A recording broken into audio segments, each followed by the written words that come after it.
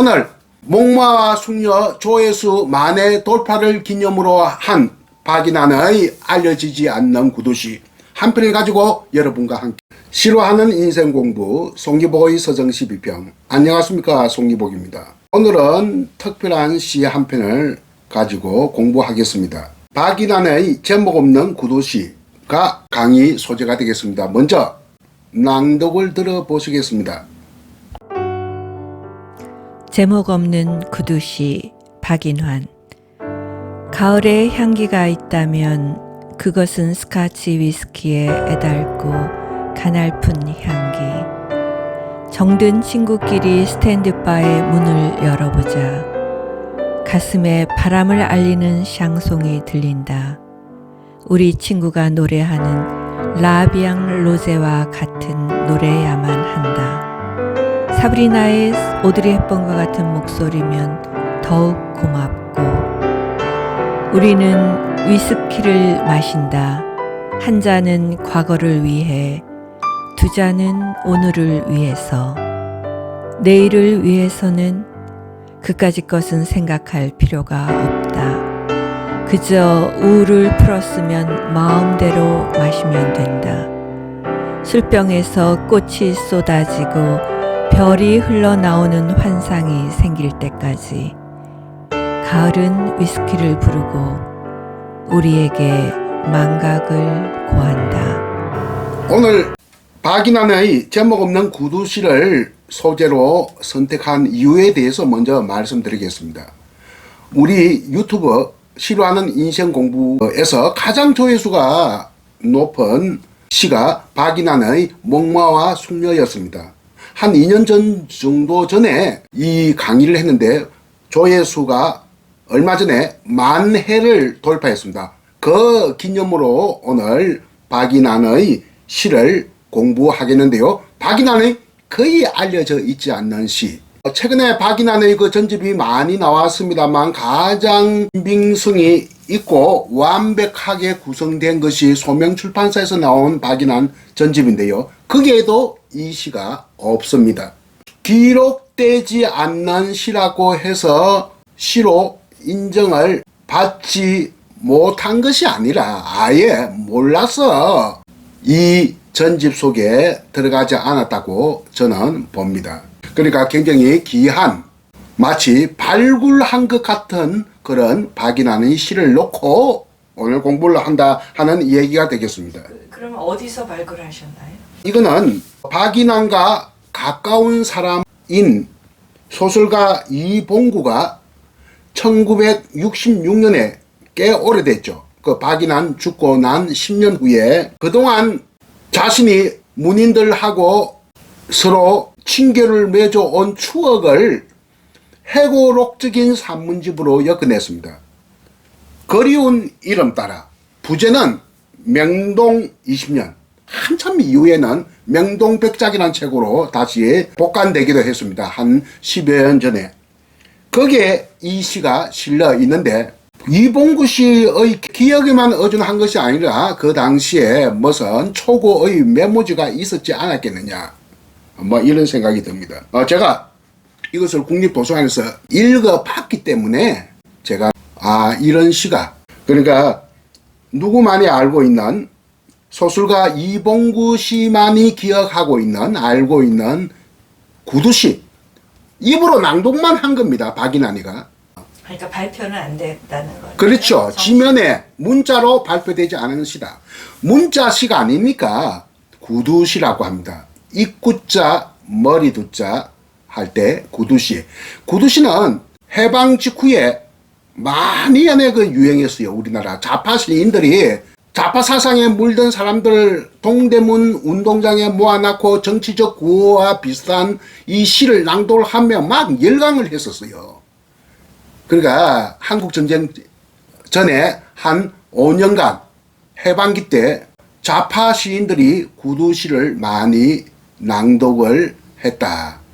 그러니까 박인환의 이 구두시는 제목도 없어요. 제목도 없고 어디 문자로 발표된 것도 없고 소설가 이봉구 씨의 기억이랄지 증언을 통해서 이렇게 남겨놓았습니다. 박인환 자체가 기록으로 남긴 게 아니라 10년 후에 소설가 이봉구 씨가 기록을 남겨놨다. 이봉구 씨의 기억에 의해서 한 것은 아니라고 보고, 기억은 또 왜곡될 수 있으니까. 그러면 이 시를 전문을 읽어가면서 공부해 보겠습니다. 가을의 향기가 있다면 그것은 스카치 위스키의 애달고 가날픈 향기. 여러분의 코끝에서는 어떠한 가을의 향기가 맴돌고 있습니까? 박인환의 경우는 스카치 위스키의 냄새, 향기가 있다고 하네요. 애달고 가날픈 향기라고 하는데요. 스카치 위스키도 술의 한 종류가 아니죠. 스코틀랜드에서 생산된 위스키가 스카치 위스키입니다. 그 브랜드로 유명한 것이 조니 워커, 발렌타인, 시바스 리걸, 이런 것들이 이제 한국인들이 좋아하는데요. 박인환은 조니 워커를 아주 사랑했습니다. 그 가난한 사람이 원고료 바르면 조니 워커를 사먹었다는 거 아니겠습니까? 이 향기가 술 좋아하는 박인환은 느낄 수 있었던 모양이죠. 그 특유의 향기. 오크 향이라고 하기도 하고 훈연 향이라고 합니다. 옛날에 술을 보관을 나무통 안에 했거든요. 그것이 오크라고 합니다. 그 특유의 냄새일 수도 있고, 이게 위스키라고 하는 것은 열을 엄청나게 가하거든요. 장작숯 이런 것을 막 넣으니까 장작과 숯 타는 냄새, 그것이 술 속에 배어 있다 해서 훈연 향이라고 하는데, 그 특유의 훈연을 안다면 술꾼입니다. 나도 잘 몰라요. 나도 술 좋아하지만. 이 시를 왜 이렇게 쓰느냐 하면, 그 당시에 명동에 동방살롱을 중심으로 해서 시인들, 소설가들, 문인들, 또 예술가들이 모여서 친교를 했습니다. 아주 가난한 시절이죠. 1950년대니까. 그때 동료 중에 젊은 여성 시인이 있었는데 데뷔는 하지 않았고요. 활동은 이미 시작했습니다만 등단은 하지 않는 젊은 여성이 죽었어요. 20대 젊은 여성이. 이름은 저도 잘 모르겠습니다. 그 책에 이름이 있는지 없는지 잘 기억이 안 됩니다만, 그리운 이름 따라에 이 죽은 젊은 여자의 이름이 있는지 없는지는 모르겠습니다만 하여튼 죽었어요. 그래가지고 젊은 나이에 죽었으니까 다들 문인들이 그 좀 잘 아는 동방살롱 같은 데서 서로 만나서 대화를 나누는 시인들, 소설가들이 그 가족과 더불어서 장례식에 간 거죠. 옛날 장례식이라는 것은 트럭을 빌립니다. 트럭을 빌려가지고 그 화장터에 가가지고 화장을 하고 그 트럭을 또 한강 쪽으로 가서 한강에다가 뿌립니다. 그 당시에 뿌리도 되었을 때입니다. 지금은 그 죽은 사람 뺄가루 한강물에 오염된다 해서 안 뿌립니다만, 그때 뿌려가지고 다시 시내로 와서 이제 다들 각자가 버스 타고 집으로 가야 할 때 다시 또 사람들끼리 스탠드바에 간 거예요, 명동에. 그래서 내가 인생이 허무한 거예요. 얼마 전까지만 해도 같이 웃고 떠들고 이야기하던 젊은 시인이, 여성 시인이 죽었으니까 얼마나 내 가슴이 답답하고 허무하겠어요. 박인환 또 빨리 죽었습니다. 박인환 죽기 넉 달에서 5달 그 사이에 이 일이 일어났습니다. 그 스탠드바에서 딱 술 한 잔 마시고 스카치 위스키 한 잔 마시고 이 시를 낭독을 했다는 거예요. 그러니까 일종의 죽은 여성에 대한 애도시이기도 합니다. 죽은 젊은 여성에 대한. 그리고부터 이제 넉 달 후 내지 5달 후에 이른 봄에 박인환 또 죽게 됩니다. 그래 그것을 잘라내 기억을 해두어서, 아니면 메모지를 잘 갖고 있다가 소설가 이봉구 씨가 회고록적인 산문집 그리운 이름 따라에 이것을 남겨놓았던 겁니다. 얼마나 귀한 겁니까? 시가 또 굉장히 좋아요. 좋다기보다도 박인환적인 채취가 아주 물씬. 가을의 향기가 있다면 그것은 스카치 위스키의 애달고 가날픈 향기. 정든 친구끼리 스탠드바의 문을 열어보자. 장례식 갔다 왔다. 죽은 여성의 뺄가루를 한강에 뿌리고 문을 열고 들어간 거예요. 이 술집은 제법 고급 취향, 서양풍의 고급 취향의 술집이네요. 이 가난한 시절에. 가슴에 바람을 알리는 샹송이 들린다. 자, 한번 보세요. 가슴에 바람을 알리는 샹송이 들린다. 프랑스 대중가요가 들린다. 이렇게 시를 쓸 수 있는 사람은 그 당시로서는 박인환밖에 없었다. 그 당시로서는 박인환이 아니면 표현할 수 없는 매우 감각적인 표현이 바로 가슴에 바람을 알리는 샹송이 들린다. 우리 친구가 노래하는, 우리 친구는 에디트 피아프입니다. 전설적인 위대한 샹송 가수. 그 당시에 한참 활동을 하고 있을 때입니다. 라비앙 로제와 같은 노래야만 한다. 라비앙 로제. 라 하는 것은 전치사 더에 해당되고 B는 VIE 라틴어 그대로 수용한 겁니다. 프랑스어가. 삶, 인생 그런 겁니다. 어떠한 인생. 로제는 이거는 완전 국적 없는 발음입니다. 로제는 영어 로저의 장미를 철자대로 읽은 겁니다. 이거는 프랑스어는 이렇게 발음하는 게 아니에요. 프랑스 R은 우리의 귀에는 니얼과 히읗 중간 소리를 들립니다. 옛날에는 니얼 소리로 우리가 이렇게 수용을 했어요. 그래서 봉주르 하면 봉주르 이렇게 발음하는데 제가 한 달 반 정도 프랑스 가서 들어보니까 봉주르가 아니고 봉주흐야. 그러니까 니얼과 히읗의 중간 발음이니까 라비앙 호수가 이렇게 라비앙 로제 국적 없는 철자로 이렇게 표현을 했습니다. 이 노래는 우리 말로는 그냥 장밋빛 인생이라고 합니다.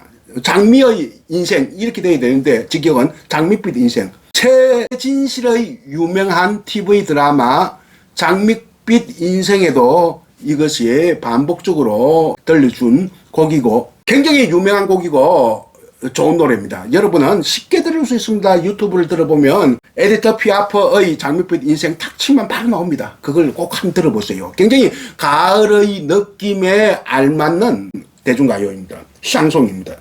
또 그리고 뭐라고 이야기하고 있느냐. 사브리나의 오더리 헵번과 같은 목소리면 더욱 고맙고 아까 장밋빛 인생 라비앙 호스는 1947년 에디터 피아프가 불렀던 노래고요. 처음 이 영화 사브리나는 1953년에 개봉된 영화인데 요즘 말로 하면 로맨틱 코미디 영화다.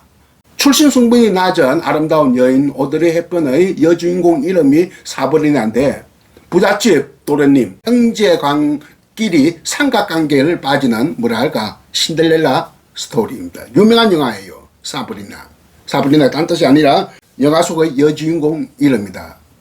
그러니까 오드리 헵번의 전성기 영화고 오드리 헵번의 매력이 폭발적으로 드러난 영화가 사브리나다. 그렇게 보면 되겠습니다. 그러니까 박이나는 하여튼 가만히 있지 못하고 늘 흥분 속에서 이 시가 어떻고 저 영화가 어떻고 막 이걸 떠들어대야 직성이 풀리는 그런 분이었죠. 그래서 이렇게 대중가요, 영화 뭐 이런 것들이 막 시 속에 반영되어 있고 좀 더 이게 외래어 아닙니까? 라비앙 로제니 뭐 샹송이니 하는 말, 스탠드바니 하는 사브리나 오드리 헵번, 위스키 이렇게 특이한 그 유럽의 언어가 난무하고 있습니다. 우리는 위스키를 마신다. 한 잔은 가글을 위해, 두 잔은 오늘을 위해서. 내일을 위해서는 그까짓 거 생각할 필요가 없다. 그저 우울을 풀었으면 마음대로 마시면 된다. 소설가 이봉구 씨의 책에 보면 이렇게 되어 있습니다만 풀었으면이 아니고 나는 품었으면 우울을 풀었으면 마음대로 마시면 된다 하는 것은 우울을 푸는데 왜 그 술을 마십니까? 우울을 풀지 못하니까 술을 마시지. 우울을 품었으면 우울하면 마음대로 마시면 된다. 이 풀자가 품이 아니겠느냐? 제 생각은 그렇습니다. 문맥상 맞는 표현은 우울을 풀었으면 아니라 우울을 품었으면 마음대로 마셔서 우울을 풀어야 된다. 이렇게 돼야 된다고 봅니다. 아니면 우울을 풀기 위해 이럴 수도 있지 않나요? 박인환이가 풀었다고도 할 수 있어요. 뭐 문법을 생각하면서 시를 쓰는 게 아니니까.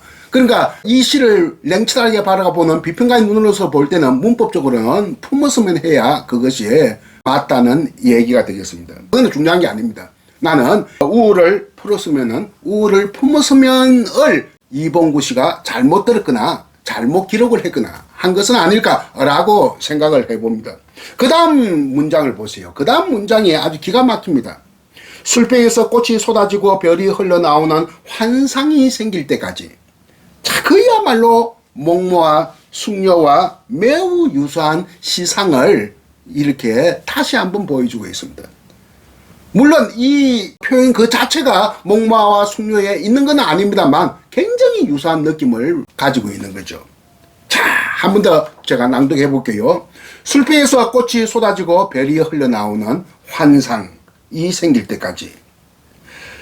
가을은 위스키를 부르고 우리에게 망각을 고한다. 가을은 위스키를 부르고 이렇게 위스키를 부른다 하는, 술을 부른다 하는 것은 이거 일본적 표현이에요. 여부. 내가 일본에 있을 때 보니까 술 생각나면 술이 부른다. 우리는 술이 부른다 안 합니다. 술이 땡긴다 합니다. 술이 땡긴다 하는 것은 잡아 당긴다 그 말이거든요. 우리나라 사람은 술이 잡아 당기고 술이 땡긴다 하고, 일본 사람은 술이 나를 부른다라고 합니다. 그러니까 일본 시대 때 공부하니까 이게 술을 부른다고 하지 않았겠느냐 이런 생각이 드네요. 가을은 위스키를 부르고 우리에게 망각을 구한다. 그러니까 우를 풀었으면, 만약 우리 풀었다고 이야기해 봅시다. 우를 풀었다면 가을은 망각을 구한다. 망각을 알린다. 망각되었음을 알린다. 뭐 이런 표현이 아니겠느냐 이런 생각을 할 수 있겠고요. 어때요? 내가 말하지 못한 한 두 가지만 이야기할게요. 아까 조니 워커라고 한 것은 스카치 위스키의 그 아주 유명한 브랜드거든요. 조니 워커라는 사람이 개발했대서 조니 워커입니다. 그 사람 본명은 조니 워커가 아니고 존 워커인데, 왜 존이냐? 조나 하다가 애칭이 생긴 거예요. 조니. 그래서 조니 워커입니다. 조니 워커가 개발했대서 조니 워커고요. 그리고 이런 종류의 시를 가장 싫어하는 사람이 있었어요. 박인환의 친한 친구 김수영이가 이런 시를 아주 싫어했어요. 이런 시를 김수영적 표현에 의하면 부르주아적 속물의 시, 속물의 시심, 속물의 시인이라고 비판을 하게 된 겁니다. 아주 이런 박인환적인 이런 시를 가장 싫어한 사람이 김수영이었다. 그리고 젊어서 죽은 동료 여인에 대한 망각을 이 시를 통해서 그 당시에 지인들에게 촉구를 하고, 또 하나는 또 어떠한 망각일까요? 시대적 멜랑콜리에 대한 망각입니다. 그 시대 자체가 아주 모든 것이 일상으로부터 잊고 싶고 하는 거거든요. 거기에 대한 죽은 동료의 죽음을 잊고 싶고, 또 시대적인 멜랑콜리를 잊고 싶다 하는 그 출구를 어디서 좀 찾고 있느냐? 박인환은 위스키, 노래, 영화 배우, 가수 이런 데서 지금 찾고 있는 거예요. 시대적이라는 게 그 전후 시대. 전후를 말하면 함께하된 전후죠. 그러니까 한국 전쟁 끝나는 지금 그 2년 후의 안에 지금 상황입니다. 그러니까 다 그때 가난하고 후진국 최고의 후진국이었고, 분야로 많은 사람이 죽었을 거 아니에요. 그렇죠. 많은 안에 주변 사람들도 죽고, 박인환은 종군하면서, 국군을 종군하면서 시신들도 많이 봤습니다. 그런 또 시들도, 산문들도 들어 있습니다. 지금은 그것이 아니라 그 조명이 안 돼서 그렇지. 그러면서 반공에 대한 어떤 자각 이런 것도 아주 강했습니다.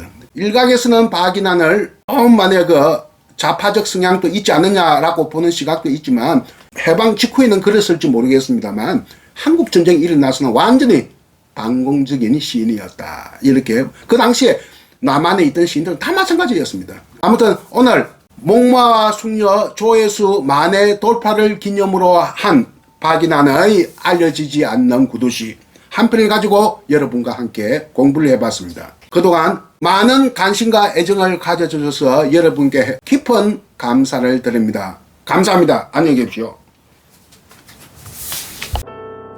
제목 없는 구두시 박인환. 가을에 향기가 있다면 그것은 스카치 위스키의 애달고 가냘픈 향기. 정든 친구끼리 스탠드바의 문을 열어보자. 가슴에 바람을 알리는 샹송이 들린다. 우리 친구가 노래하는 라비앙 로제와 같은 노래야만 한다. 사브리나의 오드리 헵번과 같은 목소리면 더욱 고맙고.